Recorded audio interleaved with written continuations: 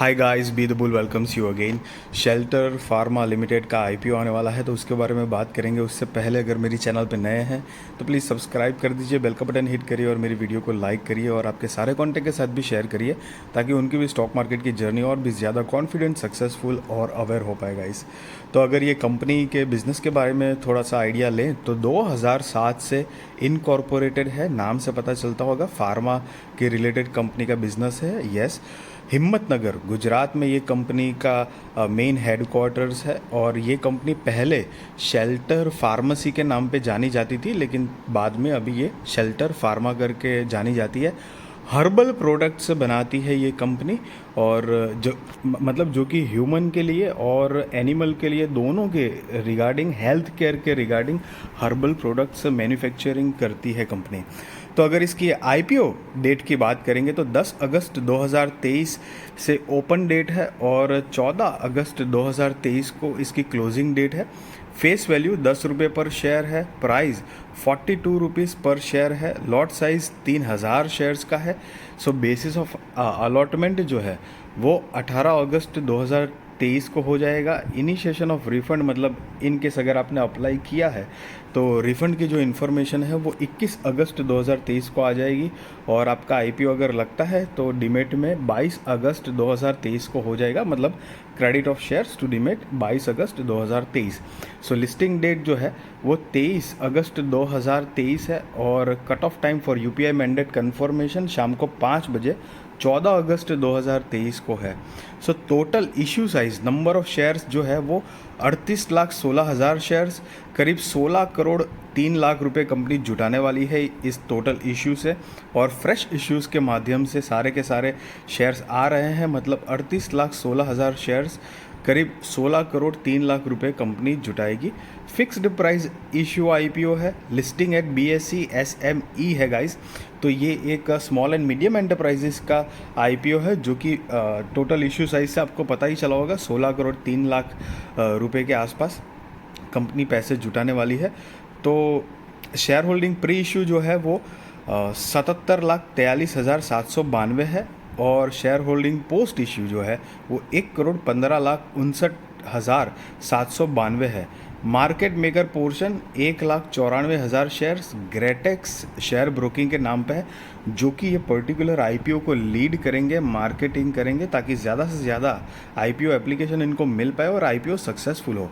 सो आप अगर retail category में हो तो मिनिमम हो या मैक्सिमम हो एक ही लॉट के लिए अप्लाई करना है। और 3,000 शेयर्स आएंगे, उसमें 1,26,000 रुपये आपको जमा करने पड़ेंगे। और एचएनआई कैटेगरी में हो तो मिनिमम 2 लॉट के लिए अप्लाई करना है, जिसमें 6,000 शेयर्स आएंगे, 2,52,000 रुपये आपको जमा करने पड़ेंगे। यस, ये एक जो जनरल मतलब मेन बोर्ड आईपीओ और एसएमई आईपीओ का डिफरेंस आपको यहाँ पे अमाउंट से पता चलता होगा, क्योंकि मेन बोर्ड आईपीओ जो होता है ना वो उसमें 15,000 रुपये में आईपीओ अप्लाई कर सकते हैं। यहाँ पर मिनिमम 1 लाख रुपये या उससे ऊपर की रकम ही चाहिए। और दूसरी बात ये भी है कि जैसे मेन बोर्ड आईपीओ भी लॉट में ही लगता है, एक लॉट की कीमत होती है, राइट। तो आपका मानो लॉट लग गया मेन बोर्ड आईपीओ में, लेकिन लगने के बाद अगर आपको बेचना है तो आप एक एक सिंगल शेयर्स भी बेच सकते हो। लेकिन एसएमई आईपीओ में आपको लॉट में ही बेचना पड़ेगा। मतलब फॉर एग्जांपल यहाँ पर 3,000 शेयर्स का लॉट है, तो आप जब आपका लग गया आईपीओ, अब जो भी आपको प्रॉफिट लॉस जो भी हिसाब से अगर आपको बेचना है तो 3,000 के लॉट में ही बेचे जाएंगे। पर्टिकुलर ये आईपीओ के मतलब ये स्टॉक के लिए कभी 2,000 का भी होता है लॉट, कभी मतलब अलग अलग वेरी करता है, बट जस्ट बता रहा हूँ लॉट में ही डील होती है इन शॉर्ट में। Other shares offered 50%, retail shares offered वो भी 50% है। प्री इशू शेयर होल्डिंग 84.92% है। पोस्ट इशू शेयर होल्डिंग 56.89% है। Mister Mustakim Nasar Ahmad Sabugar and mister Shakil Nasar Ahmad Sabugar are the promoters of the company है। तो अगर आपको एसएमई आईपीओ के बारे में अगर इतना थोड़ा ब्रीफ डिटेल में जानना है तो मैंने डिस्क्रिप्शन में वीडियो की लिंक दी है, व्हाट इज़ एसएमई आईपीओ, आप जाकर देख सकते हो। तो आपको एक थोड़ा सा ज़्यादा क्लियर अंदाज़ा आएगा कि मेन बोर्ड आईपीओ और एसएमई आईपीओ में क्या क्या फ़र्क होता है, एडवांटेजेस डिसएडवांटेजेस क्या होते हैं। कंपनी के कुछ फाइनेंशियल्स भी है।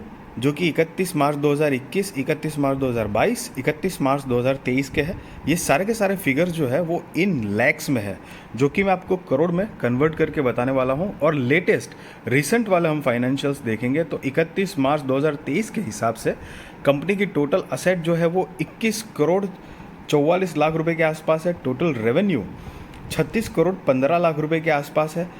Profit after tax 5 crore 78 lakh रुपए के आसपास है। नेट वर्थ 14 करोड़ 51 लाख रुपए के आसपास है। Reserves and surplus 6 crore 76 lakh रुपए के आसपास है। और टोटल बोरोइंग्स जो है वो 1 करोड़ 78 लाख रुपए के आसपास है। गाइज आप यहाँ पर नीचे देख सकते हो अमाउंट इन लैक्स, जो कि मैंने आपको पहले बताया, और हमने अमाउंट मैंने जो बताई है वो करोड़ में कन्वर्ट करके बताई है, जो आपको पता चल ही गया होगा। सो उसमें कोई बड़ी बात नहीं है। 2 ज़ीरो पीछे की साइड कर दो तो मतलब आगे की साइड कर दो तो वो अमाउंट मतलब उस तरह के फिगर रीड कर सकते हैं। सो इनका जो ऑब्जेक्ट ऑफ इश्यू है तो वो है working capital requirements and general corporate purpose के लिए ये लोग आईपीओ ला रहे हैं, और जो बोरिंग्स है मतलब वो भी उसी में से मेरे ख्याल से चुका देंगे। सो अगर आप इस तरह के एसएमई आईपीओ में इंटरेस्टेड है तो डेफिनेटली सोच सकते हो। हालांकि गाइस मैं कोई आपको बाय और सेल रिकमेंडेशन नहीं दे रहा हूँ, ना ही मैं आपको मतलब कह रहा हूँ कि आप अप्लाई करो या ना करो, वो आप अपने रिस्क रिसर्च और फाइनेंशियल एडवाइज़र को पूछ कर करना।